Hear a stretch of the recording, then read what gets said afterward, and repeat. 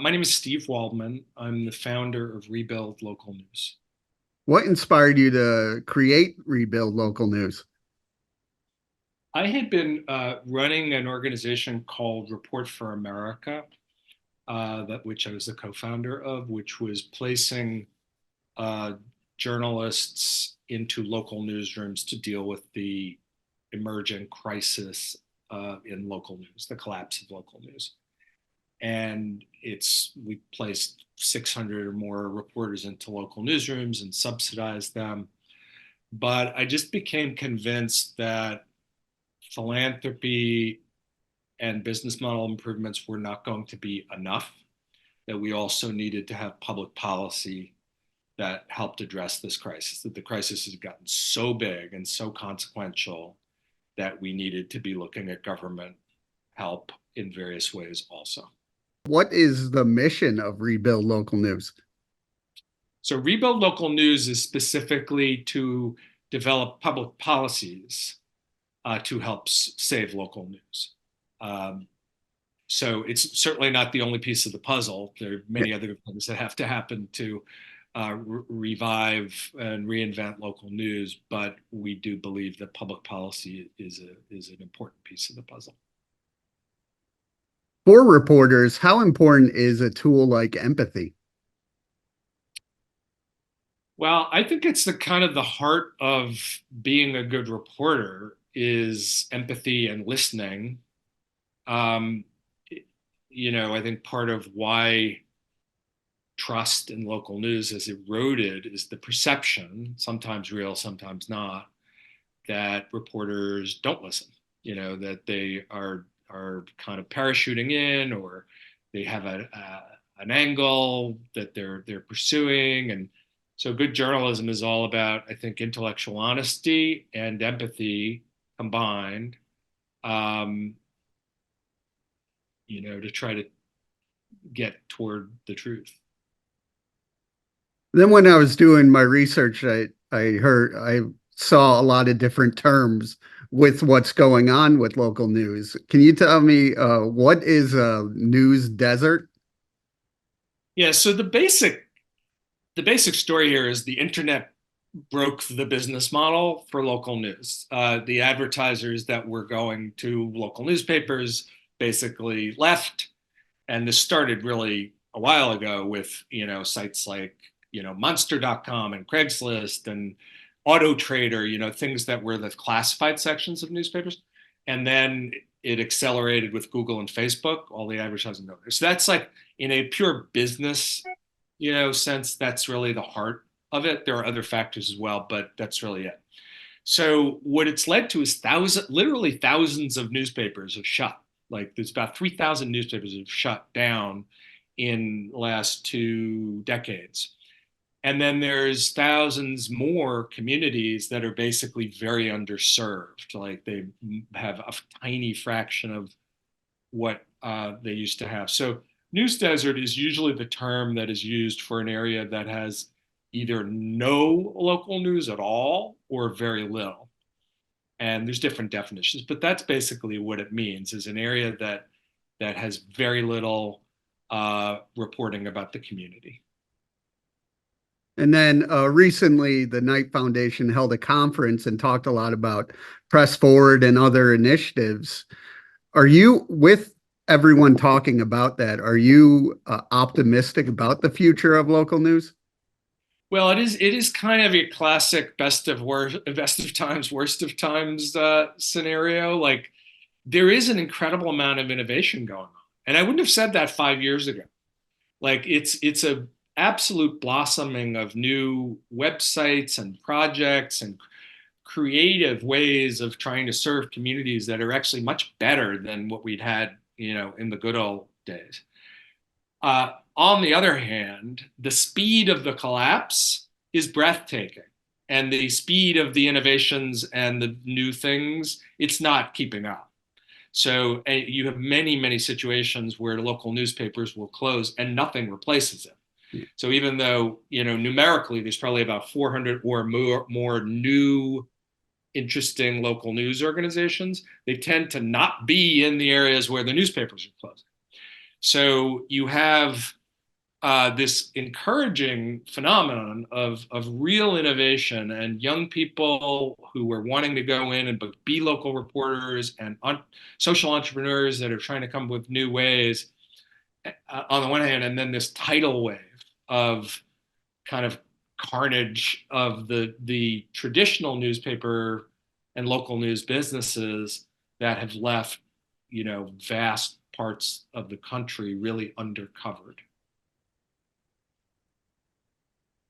What is it like for you to see young people evolve local news reporting?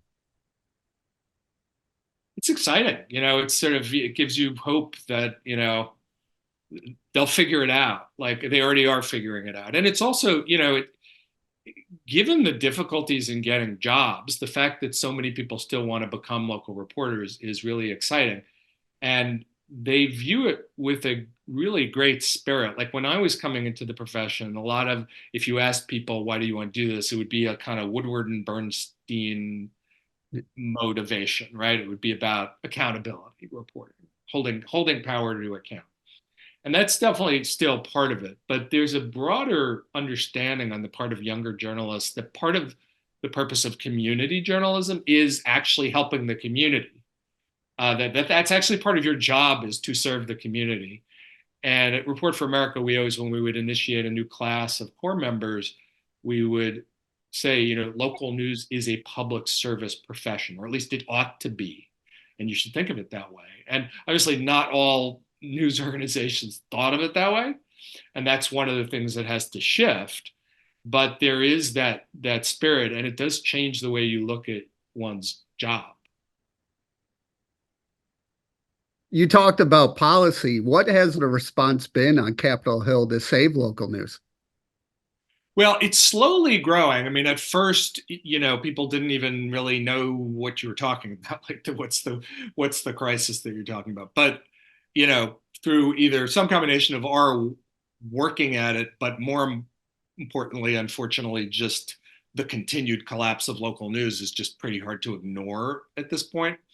There's much more of an understanding of the problem. Now, the question of what the government can do about it is harder. It's not an obvious thing. Like people are very concerned, as appropriately, about getting the government involved in helping local news, as are we. Like it's a very legitimate concern to raise.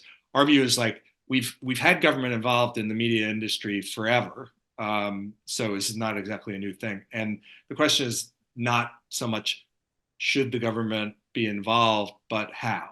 Like there are ways of doing this that are neutral and don't lead to favoritism and don't undermine the independence of the press. And there are other ways where it causes problems. And so we have to, be really, really attentive to that and smart about it. And I think as long as you do that, people are very interested in it, much more interested now than even 2 years ago.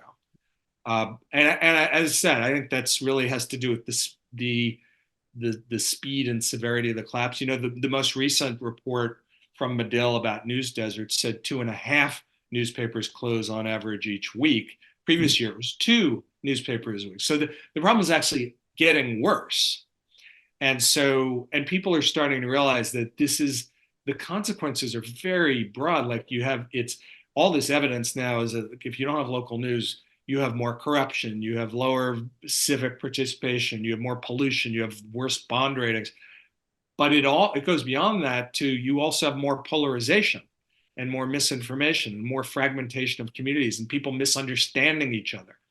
So people are understanding that a lot of the issues we talk about in terms of the fraying of civic life actually are connected to the contraction of local news. And with all this going on, this uncertainty, that's pretty stressful. But what do you do to help your own mental health? Oh, that's a good question. I was talking about this with my wife that I am currently lacking, a fantasy baseball team or crafting hobby that I have had at various points in my life.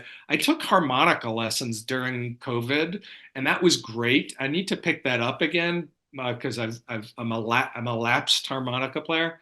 Um, honestly, this is going to sound weird and very nerdy, but what really relaxes me and makes me, deal with things like this is writing. Like that's actually my happy place is when I can just write almost any, like whether it's work writing or something that's more, personal. That's actually kind of my happy place, I which I agree know with is that. very weird to people because for a lot of people, it's like writing is incredibly stressful. So, what are some of the things that motivate you? I want to like be useful and want to have an impact to help solve, problems. And this is a big one. It's like this is a really, really important thing. And so it just keeps me and others going is like the stakes are actually very high. Not that we're the only ones working on this, but the consequences of this are really significant, and the need for solutions is very dire, and so that keeps me motivated. I mean, it's like there's always double edge to that, right? It's quite stressful to take on that kind of sense of urgency, and that what you're doing is really important. But on the other hand, it's very gratifying too to feel like you're working on something important. Where do you want to see rebuild local news in the next 3 to 5 years? Well, in some ways, I'd like to see us be obsolete. Like, I would like to see, in addition to the, improved business models, better storytelling and journalism, more philanthropy, some public policy passed on the congressional level and state legislatures. There will always be a public policy need, but hopefully we will have enough things actually enacted into law that we can move more into like implementation, helping the laws be implemented well. But a couple of years ago, 2 years ago, the House of Representatives passed a really good proposal called an employment tax credit. It was basically a subsidy for news organizations to hire and retain local reporters. Of all the ideas out there, that's probably the best one, the one that would have the most impact. It passed the House of Representatives and came within a couple votes in the US Senate. That would have been a really transformative thing. So if we can get something like that passed by the Congress in the next few years, and then couple that with some real progress on state legislatures, we that would be great. How can people reach out and learn more? Well, my email is Steve Waldman at rebuildlocalnews.org, and the website is rebuildlocalnews.org. And absolutely, please reach out, and we would love to have you as part of this movement.